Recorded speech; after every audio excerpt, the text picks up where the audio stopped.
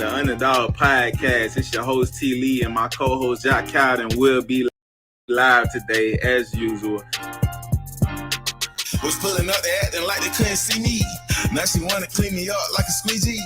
I told her that's on me, baby, like yellow BZ. With the peanut butter tear like a Reese. Keep on persevere through all the obstacles. Get it done. That's the underdog. They don't forget the underdog when they see me. I hit them with the John Cena, they can see me. You may overlook this person, but the underdog is the one who's gonna put in the work. It's over, you know? Because you have to lose to win. Whether you think losing is a big event. Out of mind. All I'm saying, just be careful who you idolize. I'm kicking this scripture just before the fame. Ain't no cap in my words, I go against the grain. So I always believed in life. I took so many risks to make this thing happen. You know what I mean? I'm always working, bro. Like I said, I'm energy driven. Underdog can put you on your ass. The underdog can put you on game. The underdog can show you something that you didn't know. Can't go down. All you can do is go up. So are you gonna stay where you at, or are you gonna move up? Feel the bangers. Feel the bangers. He said he's nervous. This is his first time doing it. I had 13, cut her ass off. If she could do, I can reread.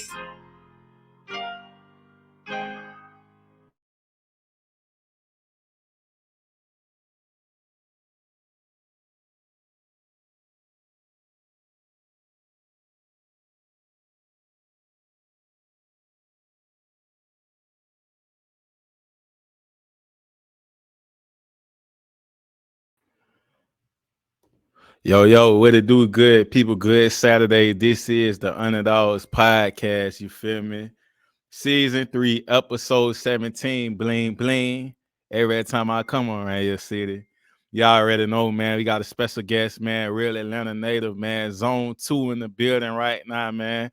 We got Sandman Esquire, you feel me? But before we bring him in, man, you already know how we like to introduce our people, man. We gonna show you what's really going on, man.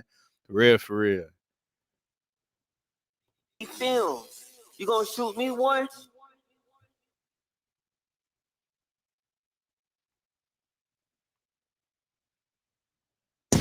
Hey man, y'all thought Paul Wall and Johnny Dane did something with these grills. You ain't seen nothing like Sandman and grills done right. Matter of fact, I'm making the grill in the booth right now. They holler, grill me up. They holler, grill me up. They holler, grill me up. Cause your grills is fire. They holler, grill me up. They holler, grill me up. They holler, grill me up. Cause your grills is fire. You need them down to show with us. Give a go, show with us. You need that plan to show with us. I'm the boss, hook it up. You need that go, show with us. Give a go, show with us. You need that plan to show with us. I'm the boss, hook it up. You need that mid, don't hit me up. You need that fight to hit me up. You know that you ain't had no money. Why the f you hit me up? Don't get me vexed, don't get me started. Price is set, don't try to bargain. Do not touch the merchandise. Bitch, this ain't Target. Looking dusty, wanna shine? You got money, I got touch. You might have told you no before, but VVS has changed your mind. Get it from them, she walking back. Get it from me, she hit rewind. I ain't talking about no maybe, man, it happen every time. They holler, grill me up. They holler, grill me up. They holler, grill me up. Cause my grills is fire. They holler, grill me up. They holler, grill me up. They holler, grill me up. Cause my grills is fire. You need them down to show with us. Give a go, show with us. You need that plan to show with us. I'm the boss, I hook it up. You need that go, show with us. Give a down to show with us. You need that plan to show with us. I'm the boss, I hook it up. They call me Sandman the jeweler. Chains like Rick the ruler. So much ice on me, got me cooler than a cooler. Sliding on this track like my name was Ferris Bueller. Sorry, little mama, but beggars can't be choosers. Me and my posse, we in your party. We too deep, so police can't stop me. Wrist hella rocky, diamond hit like Rocky. In the Dominican, they call me Poppy. They holler, grill me up. They holler, grill me up. They holler, grill me up. Cause my grills is fire. They holler, grill me up. They holler, grill me up. They holler, grill me up. Cause your grills is fire. You need them down to show with us. Give a go, show with us. You need that plan to show with us. I'm the boss, I hook it up. You need that go, show with us. Give a damn to show with us. You need that plan to show with us. I'm the boss, I hook it up. Hey, matter of fact, look, I'm so piped up right now. Send me a video of you rapping this song word for word. I'm talking about all the way piped up. And tag at Grills Done Right, and you might get yourself some gold fangs on the house. Yeah, that way. That way, man. Feel me? Y'all already know what's going on, man. You feel me? Now we gonna go ahead and bring him in here, man. You know what I mean? For real, for real. This is Sandman, you know what I mean? Yeah. Hey, what do you think? What's cracking? Man. You know, it's an honor to have you on the platform today, brother. You know, taking time out your schedule to lock in with the underdogs. Man, it's an honor. It's an honor to be here. I appreciate y'all having me. Most definitely, you feel me? You know, as we push the importance of knowing ourselves, you know, in 30 seconds, who is Sandman as a person? You know, outside of his profession, all this motion going on, man. Hey, man, I'm a black man in America trying to do right about by my people and by my family. You know what I'm saying? Hardworking guy, compassionate guy, sensitive guy. All those. You know what I'm saying? I'm a son. I'm not a father yet, but I feel like I do be trying to, you know what I'm saying, steer the youth in the right direction. Most And definitely. that's me, man. That's it. I respect that, man. For real. You know, I feel like, you know, it's a responsibility, you know, when it's like when we see what's going on, especially with our people, you know, to at least step to the plate and show them something else. You feel me? Absolutely. So from Zone 2 in Atlanta, Georgia, we got the real Atlanta in here today. You know, first and foremost, when you know people say real Atlanta, like what they mean, because you know I'm thinking they must be talking about the old Atlanta for what's going on right now. From my perspective, yeah, that's usually what they mean, the old Atlanta, or just really being from the city as opposed to flying here, moving here from somewhere else. You know what I'm saying? Right. But you know, things can't stay the same forever. Like, you know, we all got to grow, elevate. And then I'm 37, so I'm not outside running around. You know what I'm saying? Doing all them crazy shit. Like, you gotta let the kids have something. Let them do something. You know what I'm saying? Put on Yeah. for the city how they want to put on. Yeah. Most definitely. I feel that. So growing up in the ATL, you know what they refer to as Black Hollywood. Like, what was your experience coming up? You know, an ATLian in the city. It was a beautiful thing because, like, the internet wasn't as big then as it is now. So you really got to see T.I. running around outside. Like, I remember Lil Jon and the East Side Boys not being famous, but coming up to my high school to perform because they were famous to us. You know what I'm saying? So, like, really seeing Black Mob running through the East Side, seeing Walker Flocka and Grove Street, like really seeing folks outside, not like just popping it on Instagram and all that other kind of stuff. You really got to see um like movements come together, and you got a Yeah. chance to be a part of it. You know, if you were close enough in proximity. Yeah. Nah, man, that's dope, man. You feel me? Like to see everything kind of go up around you. You feel me? Like Yeah. so, like, what are some of the good memories you can recall coming up in the city in the old Uh, Atlanta? I remember going. Used to have to go to Underground or the flea market over by Greenbrier to get your gold grill. I remember Yeah, them days. I remember going to Six Flags. That was like the thing that we used to do. Um, Let me see. Um, I don't know, man. It's just so everything was good. You know what I'm saying? But yeah, I do miss the Underground. That was my little hangout spot. You know what I'm saying? When I first could like get out the house a little bit. yeah, yeah. That's like the heart of downtown, right though. Yeah, yeah, it is. But you know, So, nah, I say go ahead. oh no, you good? Go ahead. I would just gonna say, you know, for those who haven't been to Atlanta yet, you know, may have never came in the city, you know, what are some of Sandman go-to spots to hang out or eat at? Shit, I really I don't be hanging out, but Yeah, what's the go-to spots that folks can stop by? No, I'm trying to think. I don't know. You gotta hit up Phipps. Check out Linux because everybody talk about it. You yeah, want to stop by Perimeter because like Perimeter is lit now. It wasn't lit when I was coming up. It was not lit, but now like it's lit. They be outside. You know what I'm saying? Depending on what you into, it's out there. You know what I'm saying? yeah, And then stop by the Apex Museum. That's the Black Folks Museum. So stop by the Apex Museum. Um, I haven't been to the trap museum yet. Everybody keep talking about it. But stop, Yeah, check that out.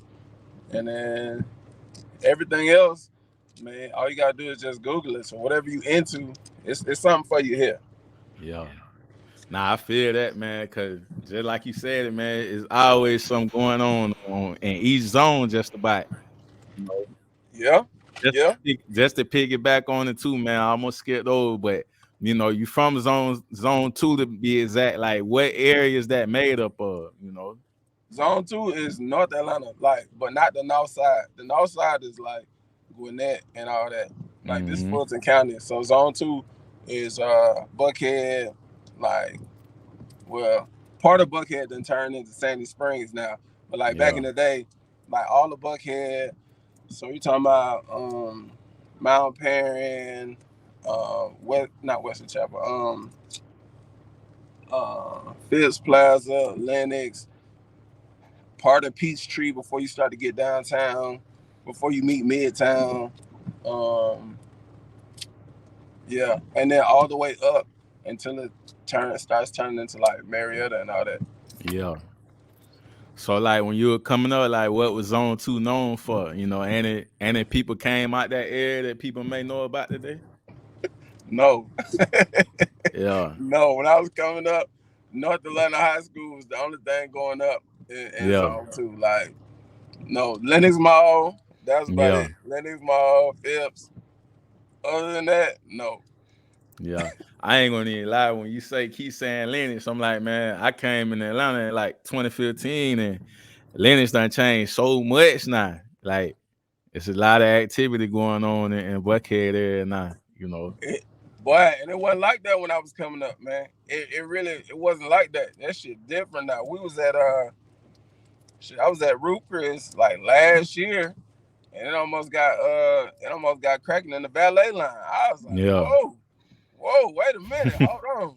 Yeah, it's different, man. It's totally different now. Yeah.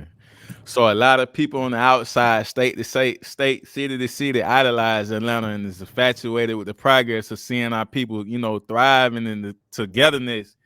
From the horse's mouth for the outsiders, they plan on relocating to Atlanta, like from their city, where they don't see that at, you know, supposedly. Like, what are some tips you would give them and some pros and cons to consider before making that move? Um, it's a lot of people here. If you come here, make sure you have a plan, and your plan can't be you're gonna come here and get discovered. This Yeah, is Black Hollywood, not Hollywood. Um, it's a lot of folks running scams and taking advantage of people that come here thinking that, oh, I'm gonna get rich and famous, or I'm gonna get a record deal or something like that. Like, if you if you're not connected or tapped in before you get here, you're gonna have to just take it easy, take it slow. You know what I'm saying, to find your way around, because Atlanta's not like that. Atlanta's not that big. So if you didn't go to an APS school for at least once or twice in your life, then it's just not tapped in. You know what I'm saying? yeah, So like, you can say you like, Atlanta's so small. Even if I've never met you, if we get to talking and you went to an APS school, eventually we gonna know some of the same people, or we gonna remember some of the same events. So if you don't have those type of shared experiences, like, just take it easy coming to Atlanta, because nah, it's not gonna go well for you. yeah. Yeah, because I definitely heard a lot though, but I'm gonna jump back into it a little later on that. So who would you say, if any, are the people that inspired you, supported you on your journey thus far, you know, to help mold you into the man you are today? First and foremost, my mama. You know, she's was well, not was, is a serial entrepreneur, and she was the one that showed me that if you can think it, you can accomplish it. But it's up to you to put the work in. And just being around that all the time, it just made me want to go harder, made me want to accomplish things. I'm a competitive person. So seeing my mom accomplish all these great things made me be like, oh yeah, like, I gotta get out here and do, like 2-3 times what she did. She did Yeah, that while, you know what I'm saying, having me on her hip. So I ain't got no kids. I don't got no excuse. You know what I'm saying? Most definitely, man. Shout out to mom. So, at what age did you decide to pursue music, and what was the inspiration behind? Like, was it the influence already by the culture of Atlanta? Now, again, it was my mom. When I was Yeah, a baby, she used to put headphones on her stomach and play Cool Mo D and all the rappers, like all the New York rappers. And then when I was in, I want to say like middle school, she ended up going to the Art Institute of Atlanta, and that's when Outkast used to come down there and look for producers. yeah, And so she ended up building a studio in our living room, and folks used to just be at the house trying to cut demo. You know, back in the day, trying to cut a yeah, demo, trying to get a record deal, and all that other kind of stuff. And yeah, so I used to like supposed to be asleep, sneak up to the front, be in the hallway, trying to listen in, seeing what they got going on. And mm-hmm. then like my mom even used to do stuff like try to get me media ready.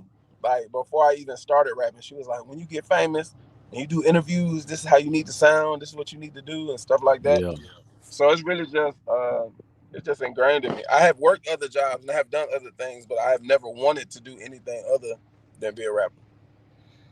nah, that's definitely what's up, man. So, what was in your playlist coming up? Your top artists you kept in rotation that gave you that push. That was influential when you decided to jump in the game. Um, Jay-Z, of course. Okay, then. A lot of Bone Thugs and Harmony. I wanted to be like Yeah, the next member of Bone Thugs and Harmony. I used to have my hair long, you know what I'm saying? I yeah, met my best friend that way. I met him in the 10th grade because we both had long hair and it was straight. And his was a perm, mine was just flat iron or whatever. But we were the only people wearing like long hair like that. yeah, And we just sat down in class one day and like, bro, you like Bone Thugs and Harmony? You're like, hell yeah, I like Bone Thugs and Harmony. I was like, oh shit. And then we started rapping and man, wild times. But Bone Thugs and Harmony, Jay Z, Quiet as it kept, my favorite artist of all time, even though I don't know all his songs or know all the words to all his songs, is Genuine. Like oh Genuine yeah, played a huge influence on how I, you know what I'm saying, how I communicate with women through this music. Like Genuine, like he's that guy. I hate him and Timberland broke up. I'm glad they just not getting back together because that was a yeah, whole era. But yeah, Genuine, and I think that was pretty much it as far as influence musically when I was coming up. yeah. I like how you said that, man. Like you say, being able to communicate with the women, because the women consume the music, as well. And it's like nowadays, it's like, man, that early two. If I want to get that early 2000 vibe, I might put that one of the ones I like. The early 2000, like the Jason Weave and the Chingy record, that one call away hit Yeah, different. yeah, that way. Yeah, Real. And I'm like, I get inspired by songs like that of the 90s. You feel me? I gotta backtrack because like in the timeline right now, R&B ain't what it is, it's different now. hmm Even down to the videos, you don't really get that many storylines and stuff like that. It's so independent where it's like they just shooting it with a phone, like no really concept added in there. Like I get the song and the record, but to bring the story out, like back then, we used to watch Rap City and all that. When we watching the video, you Yep, watching the cut scenes and all that. That's you like the song, but now you waiting to see the video again. Cause yep, back then we ain't had YouTube like that for real. So yep, you had to wait till it came back on. I hope they ran a rerun because we the channel guide lets you know when they're coming back on. You feel me? That type of time. yep, Real. that way. So man, so would you say them your top 5 artists all the time though that you just named? No, not Okay top then. five artists of all time, but definitely inspiration to a young Sandman when I was just getting started. Yeah. Um, like when it comes to top five inspiration, Yeah. it's definitely on the CEO side. So you're talking Okay then. E40, Master P, Yeah. Puff, Jermaine Dupri, like that has always excited me. Like being Lil Wayne is cool, but I always saw myself as like Birdman. Yeah. You know what I'm saying? Slim. Stuff like that. Like that really like did it for me. Seeing dudes get it out the mud and then being able to take it to the mountaintop, grab the knowledge, and then give it to other people so they can go forward. You know what I'm saying? But I never saw myself as like the Lil Wayne or the Michael Jackson or the anything like that. The Chris Brown. Yeah. I always saw myself as like the rapping CEO type Yeah. But forever. ain't nothing wrong with that, man, because you know how Birdman used to slide away with it back then, but the song so Absolutely. hard, it like Birdman go first, like let me go first. Let me just get Right, what I right, gotta right, stay out the way, and the song be a hit. right. That how Bling Bling kind of jumped out. People went, it was just like the vibe of the whole record. From top to the Absolutely. like now it's like, man, what Birdman said? What he talking about? Right, For right. real. So it So like, man, who would you say from the A's in your top then? Just like it can be current or past tense. it's gonna be we're gonna start off with Tip just cause like he's still in the game. He was that man, he Yeah, was that dude when I was in high school. He's still in the game, he's still relevant. Um and then I watched him come up. You know what I'm saying? I remember him coming to my high school passing out CDs and flyers and yeah. posters. I Throwback remember that. game. So that'll always have a special place. 2 Chainz, I like him just because he's an older guy rapping, but I seen him come up. I saw him come up too. You know, man. I remember when he was with DTP and he was Titty Yeah, Boy and he had the yeah. braids and he was like, he was one of the first dudes I saw from Atlanta, like with money. You know what I'm saying? Before, like not famous, but like got a 750 Li, just riding around. Like you didn't see that. You know what I'm saying?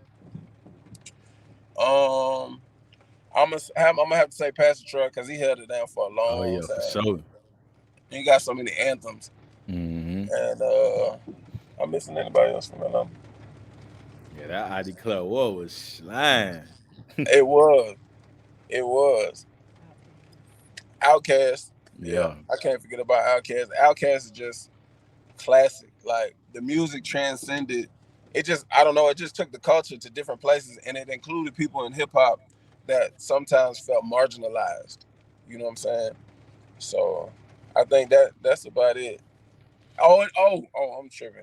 And the camp, Baby yeah. D, Big all that. That was a whole era. DJ Jelly, MC Assault, all that. That was a whole era. Like you really had to be tapped in to know about, you know what I'm saying, the camp, like running around Atlanta. Never Yeah, mind, but running around Atlanta, yeah, you know what I'm saying? yeah. Yeah. So Mm-hmm. Man, so do you remember the first song you ever recorded or wrote down? I don't remember the first song I ever recorded, but I Mm-hmm. do remember the first rap that I ever made. Okay It's then. called Papa Doc. Yeah, we was in the apartments, and they got the little green box in between the apartments Yeah. where the kids hang out, and Mm-hmm. we were out there, and everybody was rapping, and one of my partners had a rap, and his rap was Motorcycle Joe, and it was about an outlaw motorcycle dude with a sawed-off shotgun, and Yeah. everybody go around the circle, and they have a rap, and I ain't have one, so I had to step out the circle. And then that happened like 2 or 3 times. And I was like, I'm a competitor. I don't like this. Hold Yeah. on, let me come up with something. Went home, came up with something, and then it didn't make no sense. But I had something to say when it was my turn to rap. So that was my thing. It was called Papa Doc. Nah, for sure, man. You gotta crank the engine up, man, to the start. You feel me? Absolutely. Yeah, man. So what was Sandman Esquire your original name out top, or you went through like phases of reinventing yourself, as time progressed with your rap career?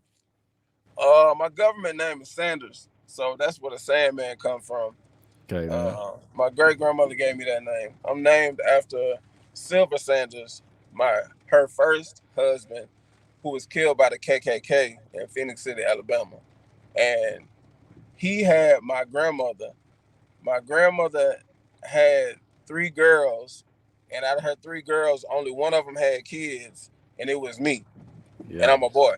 So when I was born, my great grandmother called me her little Sandman after Silver Sanders. So that's where the Sandman come from. And Nah, I was just Sandman, period. But then when I went to college, um, it was a website. I think it was allhiphop.com or something like that, and they used to post people's music. Yeah. And I went to Providence College in Rhode Island, and there's a dude by the name of Sandman, but he used to rap with the Clips. So they used to post his music and post mine, but we had the same name. So I get all Yeah. this hate in the comments talking about he ain't from Philly. Who is this? Isn't it country and all this other type stuff? And I was like, oh, I Them New gotta do York people something. different, dog. I mean, people up north, Yeah. yeah, yeah. So They I had like to that. add something onto my name. And at the time, I was planning on going to law school. And so then I added the Esquire, on the end. But now, what I'm saying, man, the jeweler, because I'm a jeweler. You know what I'm saying? So, man, so your first performances to today's time, like, what are some of the things you learn when you marketing yourself to people? As you are a product, and you networking. Um, I learned that you gotta have thick skin and you gotta put it in people's faces. Yeah, Everybody's not gonna understand when you're first trying to get your thing off the ground and you have no traction. You have to accept that people might not welcome you with open arms, and you have to be okay with that. And you have to keep going because there becomes a point where the repetition of you putting it in their faces and your time, skill, and commitment, it's a point in which they meet. And at that point is where things start to take off for you. So you have to have the stick to itiveness to go forward. And you also have to always uh, adjust and tweak the plan. Like if you're doing something and it don't work, there's a difference between hmm doing something over and over and it don't work and being consistent. Like yeah, sometimes some things take time, but if you're not getting no traction, if people are not paying attention, if you're not picking up, at least a new fan every week, then you're yeah. not doing something right. You need to go back to the drawing board. Nah, most definitely, man. Um, So man, like you been in the game for over a decade. I only say a decade, it might be more. You feel me? Cause I would land on you. I was studying, man. I was like, I went back so far. I was just like, okay, bro, say it first. They were winning his tapes from '09. So I said, yeah, it's been in the game over a decade. So man, like what keeps you passionate about music, and keep you going? Um, I love to express myself, and I'm an extroverted introvert. So, like, I might not get a chance to. I don't know. I don't always tell everybody, everything that's on my mind because I'm busy and I got stuff going on. But when I put it down, when I record it, I can express exactly how I feel, get it off my chest, and then go to something else. You know what I'm saying? That's what keeps me passionate about it. And then now, um, because the shop is doing well, because this game is about money. I have probably moved faster in the last 3 years. I haven't moved this fast with the music since I had a song on the radio.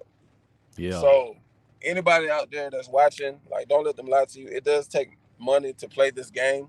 most definitely. If you don't have your check right, you should find some way.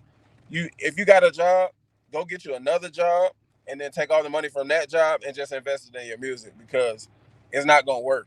Unless you're young and you using the hell out of TikTok or something, Yeah. it's not gonna work. It's just the game is too expensive. Shit just costs too much money.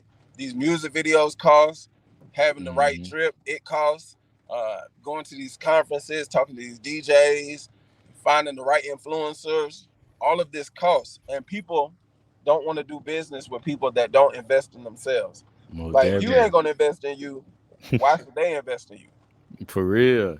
Like you say, unless they gonna, they discover, the next young talent. But the game right now, like you say, everything is times 10 as well, because I notice people can wake up literally tomorrow and be like, I want to be a rapper. Or it's that easy and I roll over out the bed and go make a song right there. Like, the game at one point, like folk when, really too tapped in, probably tapped in Atlanta, but now it's universal where it's all over now. Everybody trying to knock the door down. So you got people that's doing it for different reasons too. You got people that's do it for the music because they really like, they really invest in themselves. You got people doing it just because of trend. Like it's different reasons, different strokes, different folks. But like you say, today's time, because everybody want to be independent, you got to be your own label. You got to be your own investor, not like. And the Absolutely. labels see that. They're like, okay, we gonna go to streams now. We not selling physical copy CDs no more. Right. Like, the game changed up, but they changed the game the same way because they used to have these buttons for these videos. I was just talking about earlier. They used to do all that. You seen the money getting spent. Now it's just like, okay, we gonna, let them do their own thing. You feel me? Like, Absolutely. mm-hmm. And it's just better that way. You know what I'm saying? Because artists were getting taken advantage of because they didn't know the game. But now it's no reason to not know the game. The internet is at your fingertips. Anything you want to know, all you have to do is Google it. Most definitely. So, what are some of the key factors you learned about being in the music? You broke up. I can't hear you say it again. My bad. Oh, nah, I was saying, what are some of the key factors you learned about, being in the music business over time? Be true to yourself. I think we were talking about this not too long ago. Like, I'm not rapping about stuff that I don't have or that I don't do, so I never have to stop. You know what I'm saying? Come on, man. When you 17, 18 and you rapping about driving Ferraris and living in mansions, that's okay because it's aspirational. Yeah. When you 35 rapping about driving Ferraris and big houses and you ain't got it, you just lying because you could have it. You know what I'm saying? That you could put in the work and you could have it. So it's aspirational at that point. So I just always, like, I used to tell people all the time, like 10 years ago, I don't rap about money because I ain't got none. But best believe when I get me some, I'm gonna be popping it. You know what I'm saying? Definitely. Like, and that's how I go. Like, that's why the first single, Money Man, it took me a long time to get me some money. I got it now. I'm finna pop it. You know what I'm saying? And when I start making me Ferrari money, I'm gonna start rapping about that too. You know what I'm saying? I think that's important. So I feel like I never got to stop because I never started lying, so I never got to stop rapping. Nah, for real, that content is everything, especially, if you're an artist. Like you say, Teddy Boy reinvented himself, the 2 Chainz, but he ain't pop until his late, 30s and stuff. But he was already been doing. So, I feel like on Teddy Boy level, it was just a lot of experience or whatever he was going through. But it's like now it's like, okay, I'm 2 Chainz now. Like, I can rap about this stuff, or at least, I feel like, when you get to another level, you responsible to as well because you feeding these young minds. You can't be out here just like you still, you getting active. Even if you do get active, you come from a different cloth where you ain't telling on yourself or talking extra. You feel me? So yeah, like I feel like it's a responsibility though to set the right trend. You feel me? Like, because right now the music game is so different, but when people listening to your music, what can they expect to grab from Sandman? They can expect to grab where I'm at. You know what I'm saying? What I got going on is always gonna be some consciousness added to the music. You're just gonna get a whole lot of truth. Wherever I'm at with it, whatever I'm feeling, how I'm feeling, all those things are important. Yeah. You know what I'm saying? And that's kind of like how I like for it to be. So when you were like, oh, I went back 2015, like those are real stories. Yeah. Everything I'm saying really happened. So it gives people something to follow and be a part of. So what are some of your top songs, your personal favorites out your catalog? I don't know. Right now, Money Man is my favorite. Yeah. Let me see. Yeah, I feel that. It's like a whole new level. Yeah, man. And then I had a song called Weight Room, aka Draco.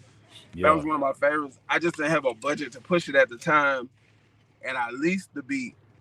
And then a group from Korea, they ended up buying the beat, and they ended up getting a record deal. They don't even exist anymore. Like Damn. they're not even a group anymore. But it let me know that I got an ear for this because they were able to go get a record deal, off the same track that I had purchased. Mm-hmm. So those are probably my favorites. And they get the crowd going. People in Atlanta know that song. So, it just adds to what I got going on. Most definitely, man. Let's talk about the latest release too, man. What's going on with the tape you just dropped. Man, it feels good, man. Like having people hear it, people that have been rocking with me for a long time, just be able to hear the growth. And Yeah. then, I ain't gonna cap. I've been waiting on this moment.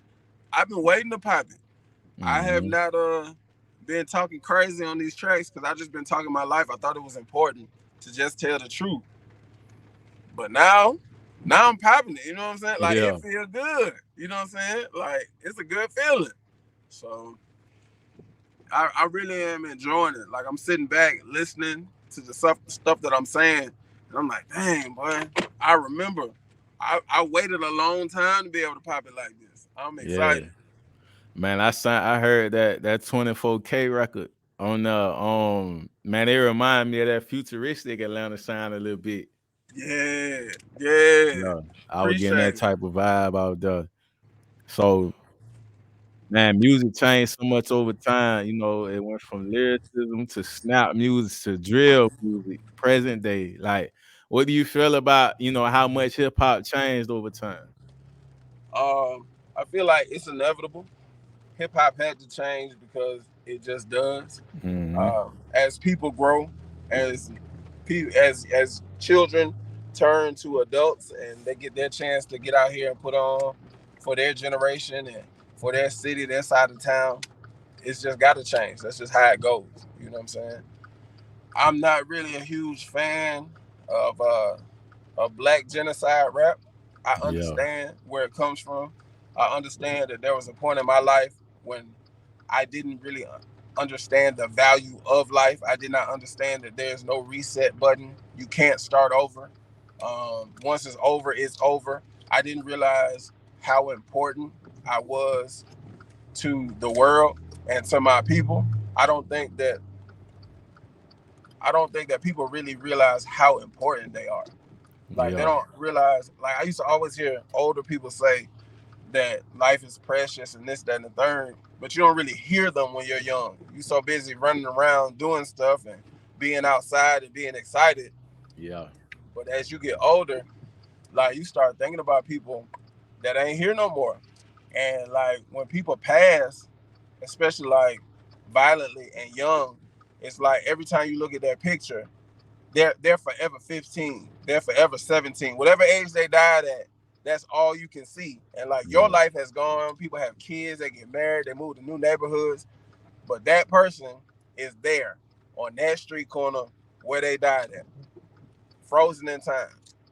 So, but that's something I don't know. I try to communicate that to young people. Like it gets better, life changes. So don't throw it away now. Like you know what I'm saying. Try to Yeah. party greater later. Nah, most definitely. Like I feel the same way because, like you said, at a certain age is like I don't know. I think it's maybe the environments, the conditions of things. You feel me? You not looking beyond your neighborhood, and I get it. It's designed to structurally be like that for us. So when folk be city to city saying that our city don't be like Atlanta, everybody ain't pulling together and all this and that, and I'm like, well, everybody know what the wrongs, you feel me? But it's like we know the answers at the same time. So it's like the same thing that you might mirror or see in another city. It's like y'all could be doing the same thing in y'all city. Like, how you gonna leave your city without that mentality and try somewhere else? You feel me? And you don't know what it's like to even move like that. You feel me? You ain't even tried it yet. But I feel like like I say around the United States, you feel me? City to city, state to state is always a saturation. It's oversaturated like that. I hear that a lot. And people just think, let me just run from my problem and go over here. But like you say, if you ain't tapped in and connected, like ain't gonna lie, Atlanta show a lot of love too, man. You feel me? But like you say, if you ain't plugged in and tapped in, you gotta take your time. You gotta start over. Crawl before you walk. Yeah, absolutely. And just to harp on what you said, it's like that everywhere. There are people that in Atlanta that complain and say Yeah. folks don't work together and this, that, and Yeah, the I third. heard that. Like it's just you just gotta change your mindset and find people that are like minded and that you can tap in with. Because I always try to keep myself from feeling that way or voicing that out loud. Yeah. Like if I try to work with somebody and it don't work, it don't mean everybody don't work together. It means Mhm. you don't work with me. Like Yeah. we're not good for each other. But that don't mean you're not good for somebody else. You just Just not like good for me. oil and water. We ain't on the Right. same level, man. Yeah. That's all it is. But that ain't no indictment of black people, because I hear that often too. Black Yeah. folks don't stick together. No, you ain't around black folks that stick together. Because Yeah. everybody in my circle is black. And we all Yeah. doing very well. Very Yeah. well. You know what I'm saying? So yeah. It's just a Mhm. mindset thing. Yeah, I think it's slowly because more information and people educating themselves more that we have this, stuff is more accessible these days. There's putting information out here that make people think more and kind of look into stuff, on the find a solution. But Facts. I definitely see universally a lot of stuff coming together, so as we transition into the activist side of you, when was it did you begin to see things as they are, and begin to notice the real issues amongst ourselves? Um, when I was born, on my first birthday, we celebrated my first birthday by marching on Forsyth. I'm in the newspaper. I'm on my mom's shoulders Yeah. as we are walking down the street in Forsyth. I think like two black families Man, had bro, moved to you just Forsyth. said that so casually. I'm in the newspaper. I'm a mom on my hip. Like, it's just like, man, bro, like I live this, man. What you mean? For real. Yeah, I've always been this way. Man, like my mom owned the African Art Gallery for a long time, and like I'm up. Can you hear me?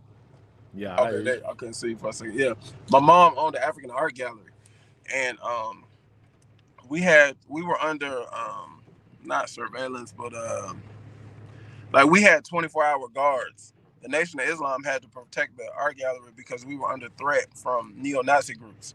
So, and Uh, that's when I was 5. So I always been like this. I always knew what was going on. You know what I'm saying? I've always been painfully aware yeah. of what's going on. I never had it's not something I had to come into. I did not have the luxury of pretending, maybe the world is not this way. No, like, you know what I'm saying? Under constant threat of being firebombed, Mm-hmm. getting messages mailed to the house, letters, all that kind of stuff, trying to run us out of town. Yeah. Like, yeah. So I come from that. Man, sound like you born in the swan in it. You feel me? Same way. The I call him my icon because he revolutionary. But with Tupac too, came up under the cloth like that. With his mom Absolutely. being a Black Panther, and so uh, a lot of stuff I understood what he was doing for the culture. You feel me? I mean, do you personally feel like they had to get him out of there, or you think it was just a moment between our people that happened? Because he was getting blackballed by everybody, stayed in some situations.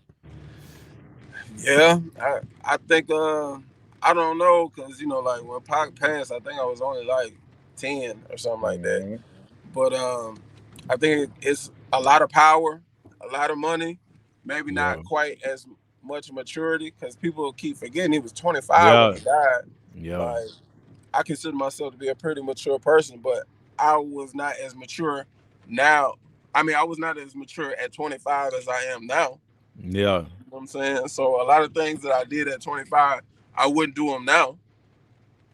So I think it's just one of them type things, just trying to find. He's just a young black man in America. Look how much Mm-hmm. notoriety and how much money he had. And he was 25. You know what I'm saying? The world knows your name and you're Yeah, 25. That's a lot to deal with mentally. Like, and then Cud didn't even have a driver's license. So you talking about you have invested so much into your craft, your 10,000 hours. You've accomplished them so soon. You have platinum records. You don't even have a driver's license because that's how much work you putting in. Man. Like, I think that speaks volumes. I ain't gonna lie. I feel like back then too, cause when you look at like coming up in the 50s, 60s, and 70s, like I felt like the maturity level, like I feel like they matured faster too at young ages too, based on what was going on at that time period. Cause when you look at the Black Panther Party, they wasn't old like that for real either. Facts. Facts. Huey Newton, 22.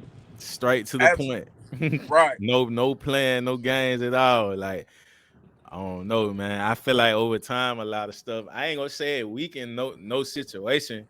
It just took our minds off what's really going on for the most part too. We see it too though, like how they look at us right now when a black person passed away, even at the hands of the law. You know, you'll see it all on the network, social media. That's the first places they put it now. It used to be on the TV. It still probably do be on the TV too. But now social media is the new place to, you know, put death and all type of stuff of our people on. Like, and it's kind of getting to the point where I feel like people be getting like kind of numb to it now. You know, it's like, oh, I want to see it or what happened or, you know, stuff like that. But definitely a lot, man. You absolutely right. You are absolutely right. Or like you say, when today time where a person to pick up a phone and film it rather than intervene, like to help my brother or sister out, you know, whether it's a woman or a man, you feel me? Yeah. Yeah. And yeah, man. But you know, everything is by design. Like, look at how they broke up the Black Panther Party with COINTELPRO and Bull Connor. Like sending fake messages back and forth between the leaders, intercepting the mail, changing what the letter said, and then sending it off. And then but that's dirty. You know what I'm saying? That's dirty, cause information, bro, was different back. Like you say, hey, I ain't got to do no opening mail, put a new stamp on it and send it right. Man, you don't know who wrote what. Exactly. So if they were doing that back in the 70s, think about how much easier it is to do it now with an email. You know what I'm saying? Mm-hmm. So like, now I'm gonna say, like, what was that moment that made you want to be that guy to change this, you know, help change this false narrative they gave our people, you know, for the better? I just always been. I just like my mama wouldn't respect anything else. Mm-hmm. You know what I'm saying? Like I wouldn't know how to be any other way, and I wouldn't want to be any other way. You know what I'm saying? This is everybody has a part to play in life, and I feel like everybody has something that they need to do for the people, and this is what I need to do for the people. So you basically saying you done found yourself, you know, you done figured it out early. Absolutely. So over time, like, what are some of the life lessons you learned that, you know, people watching can relate to when it comes to figuring themselves out? You know, any personal obstacles you face along the way that may guide them in a better direction, you know, especially the youth? Don't rush. Like, it'll come to you. Just make sure that you're consistent in whatever it is that you're trying to do, and make sure you constantly take the time to evaluate that what I'm doing is pushing me in the right direction. Sometimes we get caught up in doing stuff, but it's not really pushing us in the right direction. We just feel like, if I just keep doing this, eventually something gotta shake. It's not always like that. Yeah. And matter of fact, the biggest life lesson that I ever learned was you can do everything right and it still not work out. You just have to embrace that. Like that. Don't spend no time saying why me, why it didn't work, the universe don't want me to win, blah blah blah, all that type of stuff. You can do everything right, man. Yeah, you can do everything right, and it just might not work.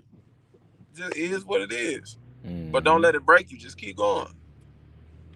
Nah, most definitely, bro. So being you an actor for the people, you had a post. I like I said, I did my research, man. Went back to 2015. You feel me, man? You said just because they dance and behave, basically as if they got soul like our people, they be like, oh, they invited to the cookout, real fast, Man, I 100% agree. That's like a complete embarrassment to our people, that they willing to let the enemy sit at the table, let them at the door.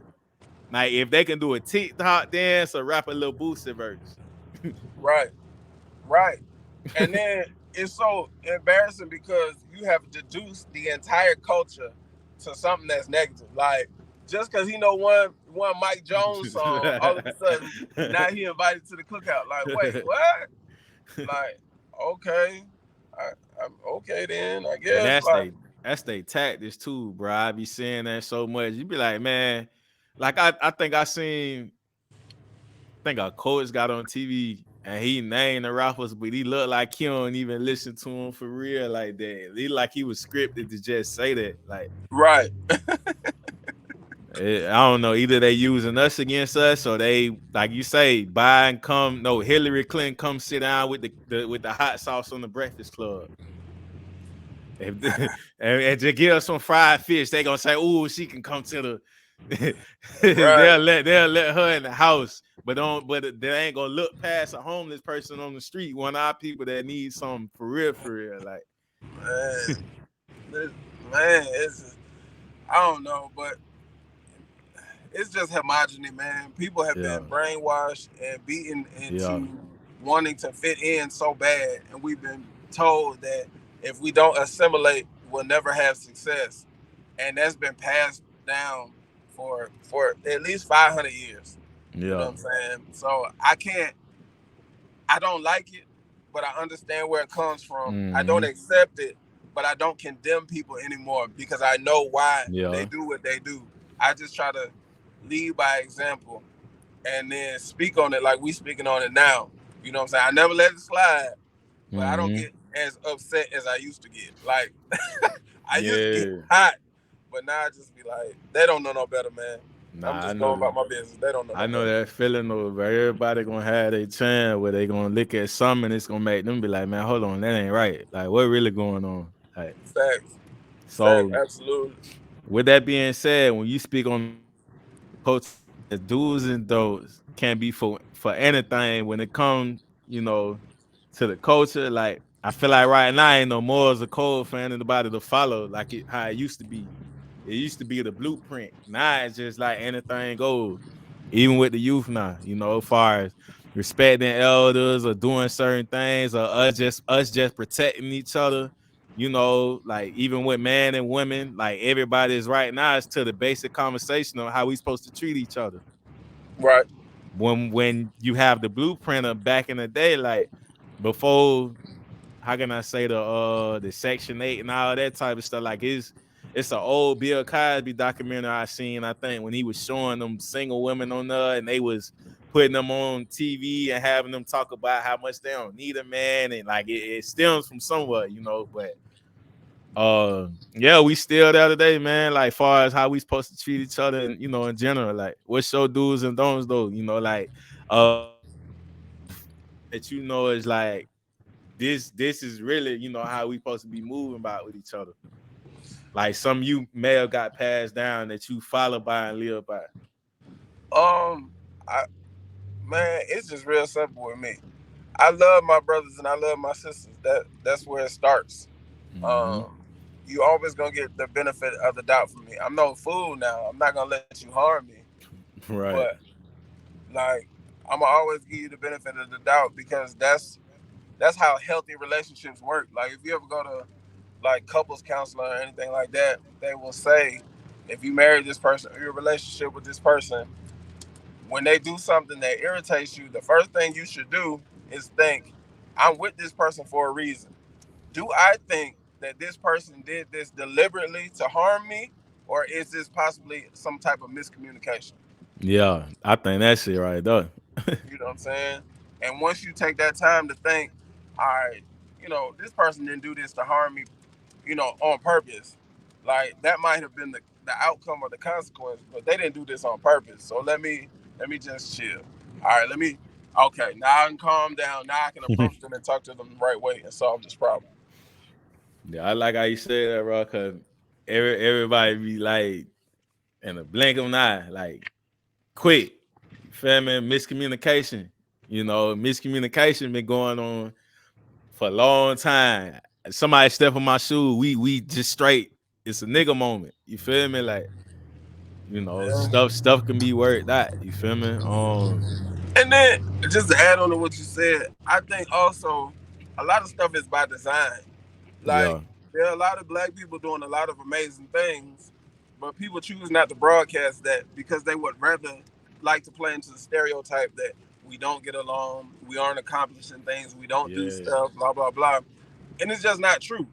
You know what I'm saying? Like the same could be said for any ethnic group, any race of people, any country, anything. There's some group of people that just ain't gonna get, they just not gonna get along. yeah. That's just life. You know what I'm saying? Real. Like I say, change may not happen overnight, but what matters most is the attempts, and the engagement we have with the youth. We're responsible for ourselves at the end of the day. Before we move on to the we basically responsible for ourselves. Like we can't depend on another group of people to do what we could do for ourselves. Absolutely. And before we move on to the grand finale, we gotta say the best for last. Like, what do you personally feel about this BLM thing, so called advocated for the people every time you see it now? I like it. I like everybody got a part to play. The Yeah. problem is so huge. I have grown as a person. I have Right. realized that the problem is so huge. I don't have enough resources nor time to fight it all. You don't have enough resources. Everybody got to pick something that they're passionate about and work on it and then go forward like that. But trying to exclude people, trying to decide who gets to lead, who don't. My Right. thing is, if you put in the work and you get people to follow behind you, like society picks its own leaders. You know what I'm Yeah. saying? It's kind of like Rosa Parks. I forgot the sister that came before her, but there was a dark skinned sister who was a single mother who did the exact same thing that Rosa Parks did 2 weeks prior to her doing it. But the Yeah. NAACP decided that she was not the poster child because she was a young mother, she was unwed, she was dark skinned. They said that she wasn't attractive or whatever. Oh So they wow. decided not to make her the poster child, and they decided to go with Rosa Parks instead. So that's what happens when people play with stuff. You know what I'm saying? Like, Yeah. and that goes back to what we were talking about earlier. People will be like, oh, and like people weren't standing up for themselves until Rosa did it. No, that's not true. We just chose to put the Mhm. spotlight on Rosa, and I got love for the sister Rosa, but that's who Mhm. we chose to put the spotlight on. It wasn't that we weren't standing up before. Right. It's the same thing. Most definitely, man. So, first and foremost, shout out to Grills Done Right, black owned Right, business servicing the Atlanta area, owned by Sandman Esquire. You feel me? right, It's going down. right, You right. heard me? Most definitely, bro. But man, hey, gotta give you a shout, man. We can get right to it. So, man, most definitely grillsdoneright.com. You feel me? Gotta put that Indeed, up. indeed. That way, that way. I ain't know. Okay, then. Got it up on the Yes, screen, sir. man. So, man, when did you step into the ice journey? Like, walk us through the day where you decided, I'm gonna be a CEO as a jeweler. Like you say, you got Johnny Dane, you got all these foreigners with it, but we got a black-owned jeweler on here right now, man. For the people. Uh, man, shout out to VBS Nucky, shout out to Hefe, shout out to all the brothers that's in this space too. You know what I'm saying? Really putting it down. Shout out to Scotty, them, A Town, all them. You know what I'm saying? Because it's a good bunch of us out here. We don't always get the our just due, but I ain't the only one. It's a bunch of us out here making Yeah. our way. But it probably started about 3 years ago. I went to Okay, buy then. a grill. Like I told the story a couple times. People that know me know the story. I went to get a grill. Um, Somebody in the back was playing my music. I told the dude, I was like, man, that's my song. And he was like, all right. And I was like, nah, for real, that's my song. He was like, okay. And then I showed him my Instagram. I was like, no, really, that's me. It's like, oh, and then he looked at my followers and he's like, man, I can say this real. It's raining real bad out on this side. Oh yeah. Hold on, I can hear you now. Okay, we back. Yeah, run that back, man. Nah, Oh, that was exclusive right there. Feel me? Just a little tech difficulty, man. We still um, gonna get it in. You know how I go, man. Underdogs podcast exclusive. indeed. But nah, I went to go get a grill. They were playing my music. Somebody in the back that was working was playing my music, and I told the owner, and he was like, "Yeah, all right." And I was like, "Nah, for real, that's me." He was like, "All right." And I opened up my Instagram and I showed him, like, "Nah, that's really me." And then he was like, "Man, you got a lot of followers. Like, I can sell this grill to you right now, or I can sell it to you at wholesale, and you just start bringing me customers, and I'll teach you how to do this." And then that's what we did, man. We just started rolling from there. Oh, that's hard. Yeah, that's real. So like, so basically, that's where the inspiration came from. When you learned that skill and picked up the skill, you just took it from there and went to going. I saw how much money people were making because he was Yeah, a manufacturer, the guy that I was working under, and yeah, I just saw these invoices, and the invoices were just like, I'm like, these folks are making a month, people making a year. I was like, oh, now, I need a piece of this. Hold on, man, yeah. hold on. And then I was just told myself, even if I don't, even if I don't become as successful as these people, if I could just get half of this, I'd be cool. And that's Yeah. how I started. And just one Sound, thing led sound to like the another. whole sound like the wholesaler gave you the BMF special. I was watching the episode of BMF, and them boys learned the formula and took it and ran with it. Yeah, man, Real. got Nah, that to. real. Innovation is key. Most definitely. So what was the process like when you first started though? You know, when you started the business ground up after you done figured out the formula, now it's time to just go up from there. I ain't gonna lie to you. I felt like Franklin in Oh Snowfall. I yeah, tell okay people all the time, then. like I built this shit brick by brick. Like, hmm man, I think my first flip, I made $35. I took the $35, put it back into the business. Like Yeah, the next flip, it took me a long time. I ain't even gonna lie to you. Anybody trying to get in this game, it took me a long time yeah, to get it going. I probably went the first 3 months, didn't have one sale. Like, but still getting on Instagram, popping it, trying to get yeah. people interested in what I got going on. Nah, that real how you said that you keep it all the way authentic. You were manifesting everything till it hit. You feel me? Facts, Yeah. facts, facts. So hmm I see that a lot with a lot of young jewelers trying to come into space. They get frustrated and they get discouraged, and I have to tell them like it's gonna be like that. Or they try to like they listen to my songs and they try to follow my formula. I like, bro, the game is different now. I started during the pandemic. You can't Right. start with $300 no more. Oh Gold prices are man, you through the roof. snap. Like Everybody, that pandemic it done breed a lot of things out the pandemic for real. facts. So you know what I'm saying? You just gotta stick with it. Just know that it take a little time. Yeah. So what equipment did you start off with first? And was it just the grill starting off and then you started finessing the other add-ons, or like how you went about it? Um, I was lucky because I was working under my mentor, so I had hmm access to. And him and his wife had been doing jewelry for like 30 years, so I had Yeah. access to everything that he had. But as far as getting my business together, all I had was my phone and Instagram. That's it.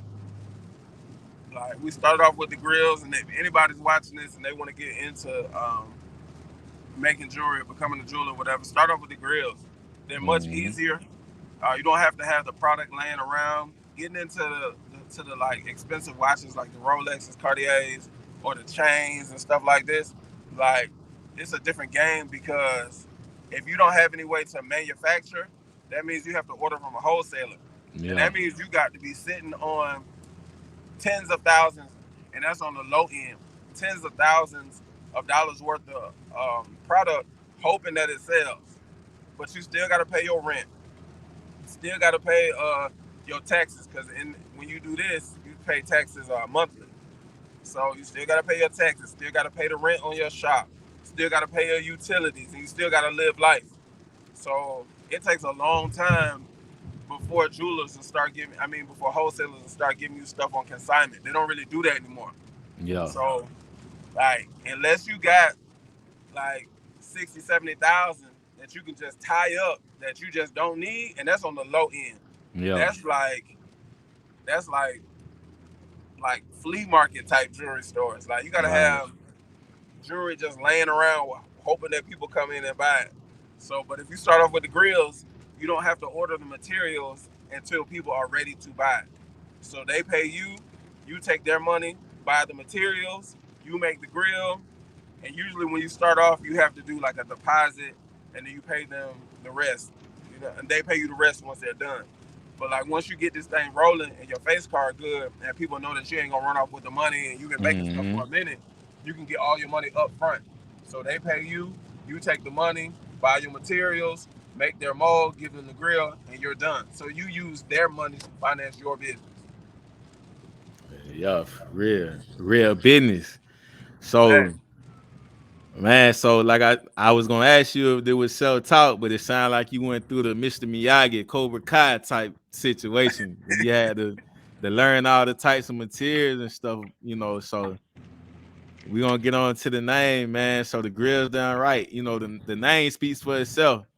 With your product, like, well, with what you produce, like, what ways do you stand out from your competitors when providing quality service?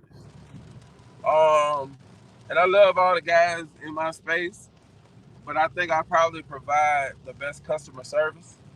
Um, like it don't just stop with the grills for me. So if you buy a grill from us, we will follow you back on our Instagram. Like if you have a birthday party, we gonna come. You know what I'm saying? If you need me to, like, you get your chain made and you need me to deliver it to your studio session or to your birthday party, we doing that. Um, you know what I'm saying? We're just big on relationships. We allow you to build a relationship. It's not you buy the jewelry and I get out. And then you said, Or go on about your business. yeah. Or Yeah, if you ain't spending 50, 60,000, 100,000, like get out my face. It's not like that. If you spend with us, you become a part of the family. We keep you updated on stuff that we got going on. We do a lot of free events for our customers. We got this thing coming up again called Grills in the Park. We're gonna cook out, have some kickball games. We team up with the car clubs and stuff like that. So we always doing stuff for our customers, and I don't mind putting oh that yeah, out there because I think people need to have better customer service anyway. But like, I really love this. So if you're gonna compete with me, you're gonna have to really love it too. Cause some yeah, stuff we just do for the love. It don't bring no money in. We just love our customers. yeah. It's like you building a lifelong family with that too, man. Just bringing people together. Absolutely. And it really paid off at my birthday party. Just seeing not all of them, but seeing so many customers come to my birthday party to celebrate me. You know what Yeah, I'm saying? I was like, man, y'all really fool with me. Like y'all really appreciate me going the extra mile and my staff going the extra mile. most definitely, man. So, like, from when you started to now, how long, did it take you on the average, with a product from start to finish? Like, when you was going through your Mr. Miyagi, like, when you first, like, did you ever, like, have one where you kind of probably messed up a little bit, or you had to finesse it, or, like, what was the try? Was it trial and error? Like, how it go? Yeah. When we first getting started, it was a lot of grills that did not fit, but I took them back and I worked on them till they Yeah. got, you know what I'm saying, till they got perfect or whatever. Gave people discounts. Um, and I started off with my prices low and I was very transparent. I let people know, hey, I only been doing this 6 months. Hey, I only been doing this 4 months, 3 months, whatever. So, to work with people, I just was transparent. And then once it started, once I started getting proficient and everything was good, then the prices start going up. For And you know real. how that goes. Price is up. Nah. Yeah, it's up now. Yeah. Should have caught me when I started. And so, at what point did you realize things was going up for you and your business? Like after all the hard work you put in. Uh, when people started flying in from out of town to come see me, that's when I was like, "What?" I like there's a blog here called ATL Uncensored, Yeah, and like when they started reposting my stuff, and because people watch these like ATL Uncensored and all the other Instagram groups, they watch those to find out what's going on in the city before they come. yeah, for real. And so with me being on there so often, so frequent, shout out to them. Um, People were like, man, I just, I see you on there all the time. And I know you got the jewelry, and then you conscious, and then you really like out here for the culture and for the people. I could have got a grill in California. We had two young ladies fly out from California to come see me because they didn't want to go to the Slauson swap meet because it was Yeah, taking them like 6 months to get a grill back. man. Ain't So no. Well, I'm gonna say it right now, man. Ain't no grills better than the grills in the South, man. For real. I absolutely, ain't. Yeah, I'm gonna just say absolutely, that. Most absolutely. definitely. So when it comes to quality, you get what you pay for. Can we get some free game on a variety of options? From both insurance claim diamonds. Say that last part about the diamonds. I was just saying like some free game on a variety of options, from the budget diamonds to the insurance claim diamonds, like when you lose it, or if it gets stolen, you can report it. Like I paid money for that. Versus the clarity of diamonds where certain people got it's different levels and tiers to it, but I don't think certain people understand. They just think diamonds just diamond. Like Yeah, facts. What people usually associate with clarity is actually just color. People will right, be like, "Oh, my diamond's so clear," blah blah blah. They must be VVS. No, that's not what that means. Like, right. um, when people are talking about VVS, VS, SI, I, and Mm-hmm. going all the way down, they're talking about the imperfections inside the diamond. 9 times out of 10, you're not going to be able to see the imperfections with your naked eye. So Right. when people say, "Oh, his diamonds look cloudy," they're either one, not diamonds, or the color is bad. They're like off white. So what you think is cloudy is really just off white. And they've been using that for a long time on people, especially like when they set off color or off white diamonds in yellow gold. Yeah. You'll never know the difference. Like you can I don't know if you can really see it, but you can kind of see like the difference between the white and then the gold part on the ring. Right. But when you set an off-white stone on yellow gold, you can't tell how off-white it is because the base metal is already yellow. You Yeah. know what I'm saying? But when you set it on something white, like something like this, Oh yeah. it Yeah. has That to be big difference. white or else Yeah. you're going to see it. You know what I'm saying? So it's just something to keep in mind. So I see a lot of people talking about, oh, I don't want moissanites, I want natural diamonds. Right. But brother, the diamonds that you paying for, they're like industry diamonds. They're trash. They're like I give people the analogy all the time. Yes, they are diamonds like the Lakers. There's LeBron James, and Mm-hmm. then there's some dudes that just ride the bench that you don't even know of. And then there's some dudes underneath those who get 10-day contracts just to help the team practice. Yeah.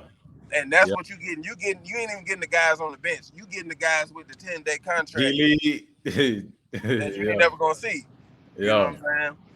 But Mm-hmm. people ain't there yet because the De Beers company owns like 93% of all the world's diamonds. Damn. And little known fact, until like 1934 or 1944, I can't remember, the engagement ring, the stone on the engagement ring was actually the birthstone of whoever it was that you were trying to marry. It wasn't until the De Beers company ran a ridiculous amount of ads talking about diamonds are a girl's best friend and Mm-hmm. diamonds are forever and all that. Yeah. Yeah. You were saying they went to they ran the advertisements with the diamonds of your best friend. Yeah. And then that the stone of choice became the diamond for the engagement ring. But prior to that, it was the birthstone of the person that you Right. were trying to marry. So that's just how powerful advertising is. It just Nah, changed the for whole real. world. Advertisement is just like the radio, I feel. When the radio playing that same song all day over and over on the radio programming, that influence, they want to get stuck in your mind. So Absolutely. do you feel gold will always be a great investment to have, like coming from a jeweler's perspective? Say that part again, my bad. Nah, this just a personal one for me, but do you feel Okay. gold will always be a great investment, to have, like, coming from a jeweler's perspective? Yeah, I think so. I think so. Like, I think because the Federal Reserve, the U.S. dollar, fiat money, like paper money, was backed by gold in the Federal Reserve. I mean, not anymore, but originally Right, that's how it started off. So I think gold is always a good investment. The gold market is consistent. Every now and then it hits a peak. So, and right, then, if you keep it pure, like you can always have fun wearing it. You know what I'm saying? Even if you ain't doing like gold bars, you can always wear right. it. So it's worth something somewhere. So I think Nah, it most is. definitely. Yeah, cause I had a little peak moment where I was like buying like the gold bullion stuff. You feel me? And I got a Mm, couple gold pieces too. But so pretty sure people try and have their way with words, only to still end a conversation with my price is my price. Like, what are some of the right. craziest things you heard people try to run game with? Woo. Oh boy. Somebody tried to give me a car, and then when they brought the car to me, they're trying to get a diamond grill, and they brought me a car, and I was like, bro, like I can't even First of all, I'm not a pawn shop, but second Right. of all, I can't even test drive it because your girl, baby mama, whoever, your girl and your kids are in the back seat. Like, bro, I'm not finna Yeah. test drive no car and your family is in the, like, what are Mhm. you doing? Right. So that was wild. What else? And then the regular stuff, like you can about imagine what people try to offer me in exchange for. Yeah. I ain't going for that. I ain't going. Right. Uh, Let me see. That's about it. I think the Like, craziest one is probably like the car. And then he really yeah. brought the car up to the shop, and his whole With family the was in the whole car. family in it. And Nah. they were gonna take an Uber back home. I was like, bro, I can't do this. I don't even feel right about this. Nah, I'm good, bro. Nah, for real. That's different. So time is money and money is time spent. With that being said, for those, that wish to tap in to consult on a custom piece, what would they need to put down? If you want a consultation, you'll get an invitation down to the office. They're $200 for consultations for custom pieces, like the ones I got on. Let me move the camera. There you go. Custom pieces like the ones I got on. If you want a custom grill, consultation fee for that is $50. The money that you pay goes towards the price of your custom piece or your grill. And you just hit us on Instagram, or you go to grillsdoneright.com and then fill out the form, and me or my assistant will give you a call, and then we start scheduling you a time to come in, and then that's it. Most definitely, because time is money, people. You feel me? Can't be wasting nobody time if you ain't ready to talk no money. Money is Facts. time spent. So any advice for aspiring entrepreneurs out there, before they get in the field that may take them a long way from your learning experience? Because I feel like it's universal. If you're an entrepreneur, you able to hustle the same hustle that you put in one thing, you could put into another one. It's just a different situation going on. But I feel it would apply to, the same consistency and drive put into it. Facts. Um, have integrity and have your sack right. Like, those two go hand in hand. But it's hard to have integrity when your sack ain't right. Like, if you mess up somebody's stuff, Fix it. Offer them a discount, something. Give them some store credit, something. Don't just tell them all sales are final and keep going. Like, that's putting bad karma in the universe for your business. You know what I'm saying? Yeah. And before you jump out here, understand that it might not work how you think it's gonna work the first time. So have your sack right, cause like it got rough after the pandemic hit. I mean, after the pandemic was like over and people were back outside, and it wasn't no more Yeah. PPP money. It got slow Yeah. at the shop. You know what I'm saying? Yeah. I had to have the money set aside that I didn't have to start taxing folks or acting crazy or just whatever. You know what I'm saying? Because I'm a saver anyway. But man, like, have your sack right. That way, your face card can stay good with your customers, and you can keep some level of integrity in your business. Because if that sack ain't right, and you can't keep the doors to your shop open, or can't keep the lights on, or you know what I'm Yeah. saying, like, Or it's you bad depending, business. or you depending on, you know, you said, like you say, you be sitting around, ain't no sales coming through. Now you just sitting with all that product.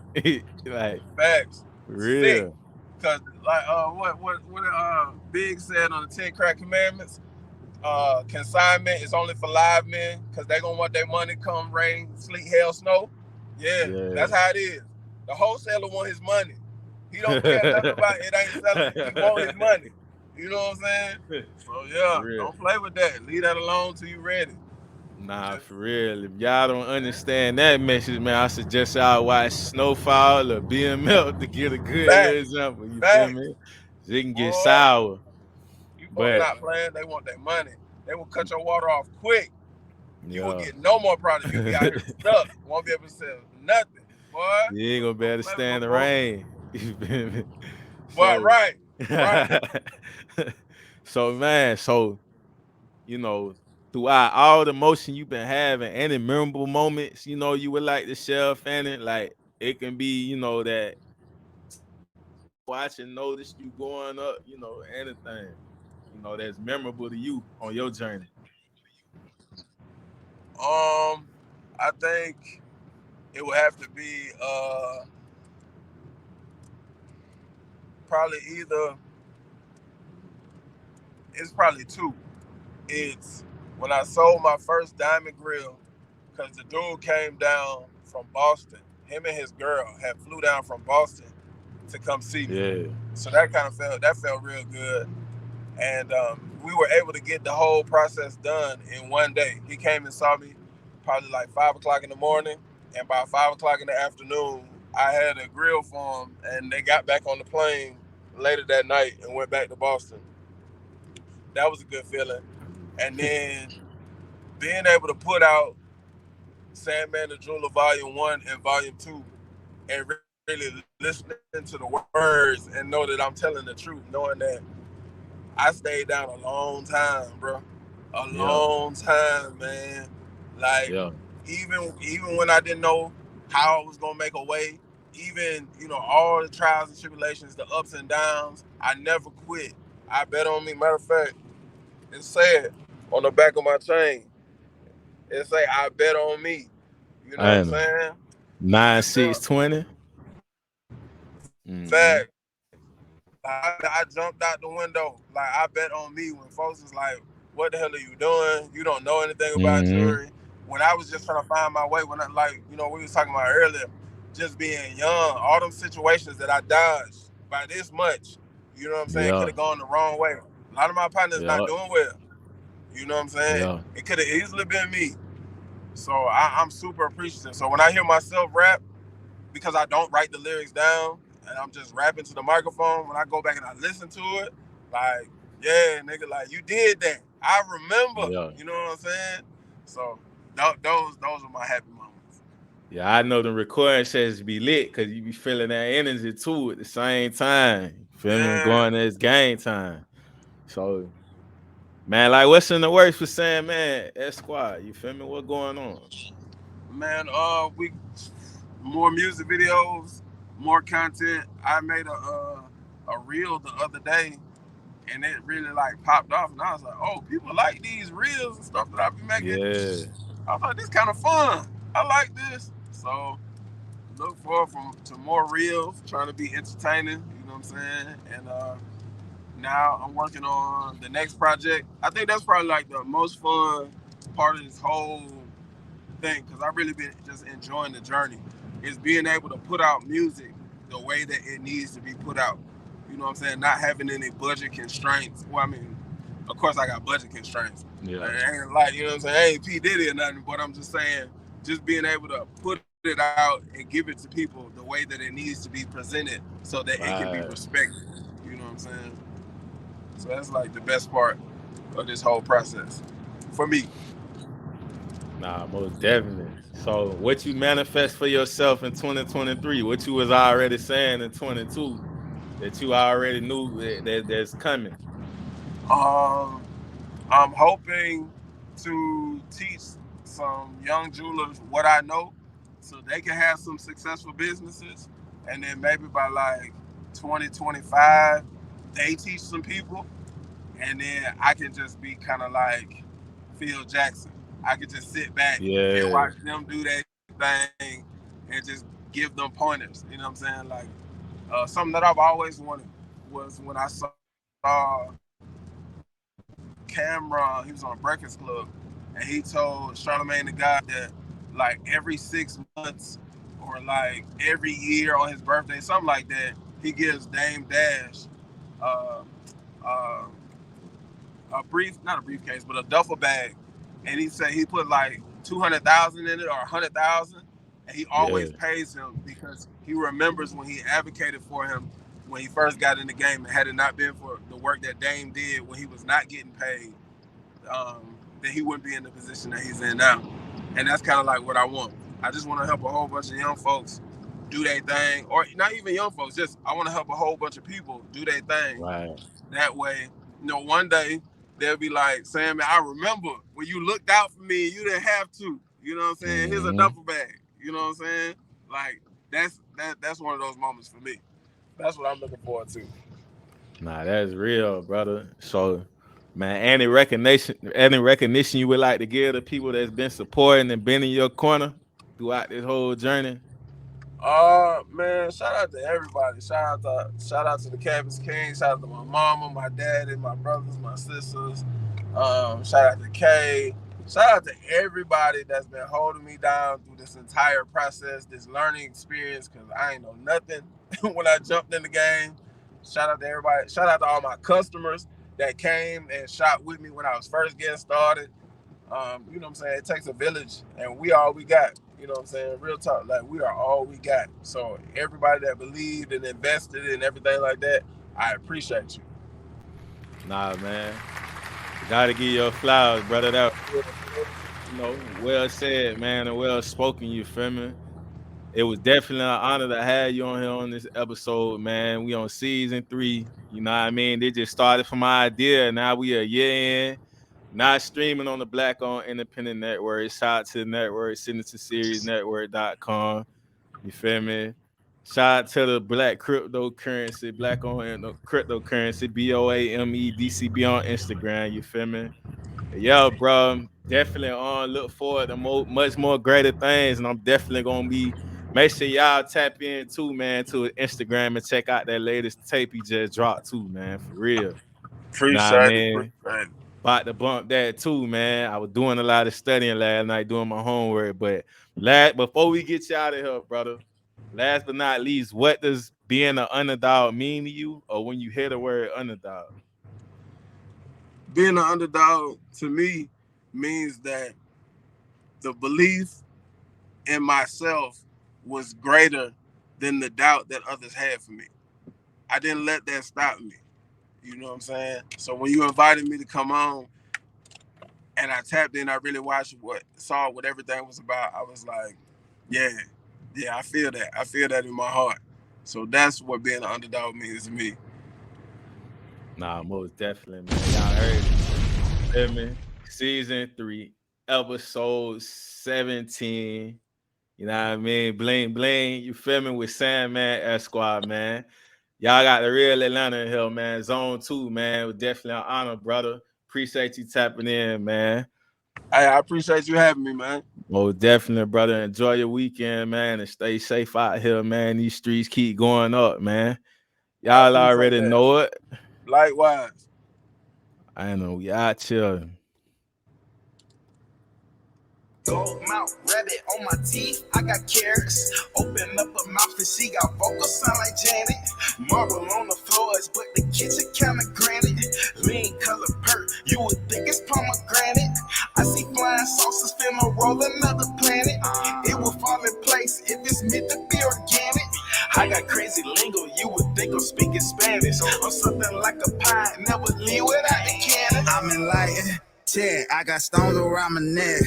If you pay attention, I teach her how to earn respect. I walk around with a tag like a mad